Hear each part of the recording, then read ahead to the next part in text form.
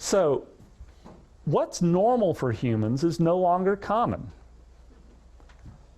which is a shame, because this is what normal for human beings should be when we compare ourselves against what hunter-gatherers would look like, for instance. So this is Clarence Bass. Is anyone familiar with Clarence Bass?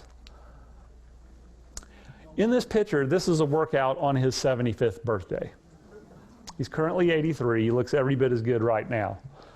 And you think, well, this guy just totally kills himself and works out all the time. His workout regimen consists of one high-intensity strength training session per week that lasts less than 30 minutes, and one high-intensity interval aerobic workout per week.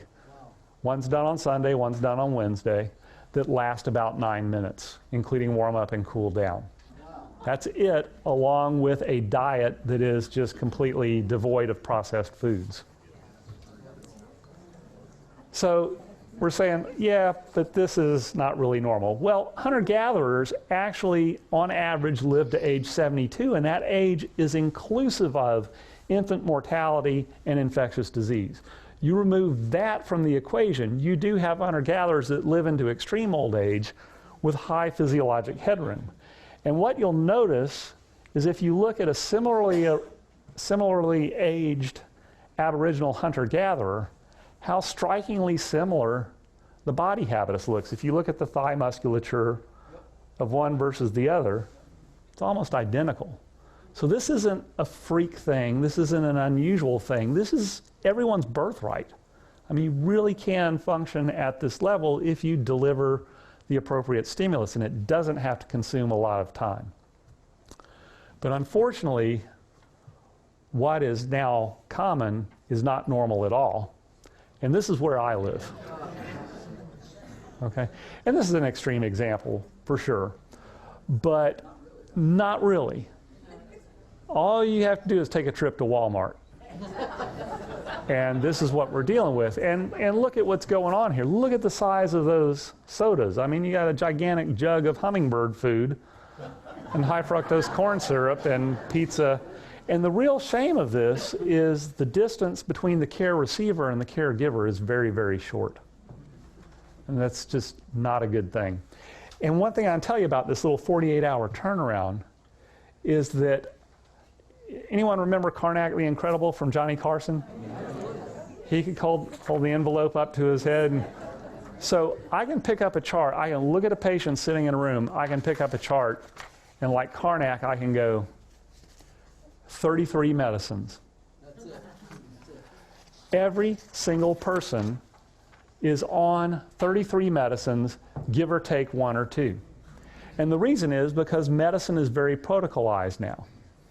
If your cholesterol gets above a certain level, boom, statin. Blood pressure gets a certain amount, ACE inhibitor. Get type 2 diabetes, metformin, get on ACE inhibitor for the renal protective effect. Well, you get a little, and then that triggers depression because you're on the statin, and then all of a sudden you're on a serotonin uptake inhibitor, and on and on and on. It's 33. Almost every time I can pick up a chart, it's 33. So that's kind of where we're at right now. So what the hell happened? Seriously. I mean, these are teenagers in the 1950s. This was normal. This is what kids looked like in the 1950s. This is kids from just a photojournal documentary done on kids on the beach in the 1970s. Now, I've not included any photos of kids on the beach today, because I don't want, someone to appear on here like, oh my God, that's me, he's using me as this. I don't want to fat. But, y'all live in Pensacola, you know what it looks like at the beach. This is not what kids look like anymore. Well, here's the bothersome thing to me, is this is where they started. What's happening to the kids now that are starting here? And I'm here to tell you, in the ER, I am seeing elementary age kids with type 2 diabetes. It is not uncommon, it's very common. So when that's the starting point, when you've been subsisting on Happy Meals in utero and that's your starting point, what are we in for? This is what we got to mitigate against. And what I want to demonstrate to you is that all these diseases of modern aging, they're all related to skeletal muscle, to muscle loss. And it's because that is our most basic defining characteristic. So recently I helped my daughter study for a biology course, and we did King Philip came over for gold and silver, you know, kingdom, phylum, all. So what differentiates us in the kingdom Animalia from the kingdom Plantae is movement. We are heterotrophs. We have to like catch our food and eat it. Plants, they make their own where they sit. They're autotrophs. Skeletal muscle, from a position of first principles, is the most important tissue, and it is why everything seems to be linked to that.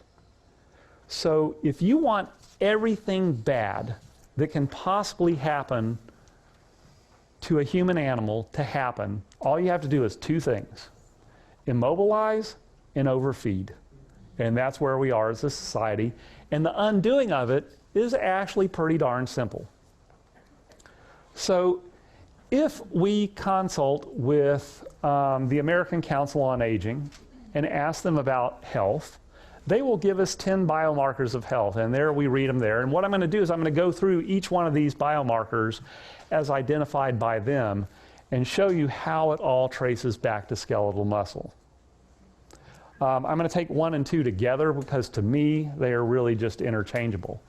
Some of these things I think are a little bit misinterpreted or somewhat nonsensical. It's where Western medicine kind of falls down on things, and I'll point that out to you as we go along. So how is all this mediated? Well, this is the coolest thing that's come up in the last decade, is this discovery of myokines.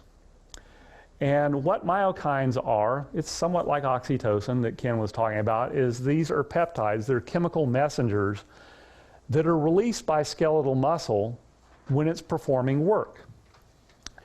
And these chemicals signal tissues throughout the body. So they act in what's called an autocrine, a paracrine, and an endocrine fashion. So autocrine refers to chemicals released in the muscle that spill into the locally working muscle and have a positive feedback to them. So one of the first ones discovered was a negative regulator of muscle mass called myostatin. It sort of puts a governor on how much muscle you can have, and exercise actually downregulates that particular chemical messenger so that muscle growth can occur. But also there's several different myokines that act locally to improve how well you dispose of glucose, how efficiently you metabolize fatty acids and use energy. In a paracrine fashion, that's basically a muscle in one area just signaling a muscle in another area. So this is why if you get someone and you take them into the gym and you have one guy doing barbell squats and nothing but, his arms will get bigger. But if you have a guy doing just barbell curls on a smaller muscle group, his arms won't get as big as the guy that's doing just squats, and then his legs will hardly get big at all because the spillover effect in the paracrine fashion is not as great. And then most importantly is all these different endocrine functions here. And they're listed bit by bit. And that was the sense that I got when I was training clients, is that this is so much more than just getting stronger. This is affecting health parameters in a way that I cannot explain, but this explains it. So it's acting on bone, which downregulates the CNTF, which inhibits osteoblasts. It allows bone growth to occur. Interleukin-15 also signals bone for increased bone mineral density. It inhibits mammary cancer cell growth. The GLP-1, which stands for glucagon-like peptide 1, that increases insulin secretion in the pancreas, but also protects against tumorigenesis in the gut. So all these things are protective against cancer. In terms of your body's metabolism, its effects in the liver upregulate how well you dispose of glucose and fatty acids and make it such that you don't have to convert glucose into triglycerides and then store it as fat. In the adipose tissue itself, it's permissive towards increasing fat breakdown, lipolysis, improved glucose uptake and disposal, and also thermogenic browning. So you take white adipose tissue, which is largely just a big store of energy, and a major depository of secreting cytokines that are very inflammatory in nature, and you change them into brown adipose tissue. And it's brown because it's just full of mitochondria. And these mitochondria are uncoupled from their energy producing mechanism. So rather than just making ATP, it throws out heat.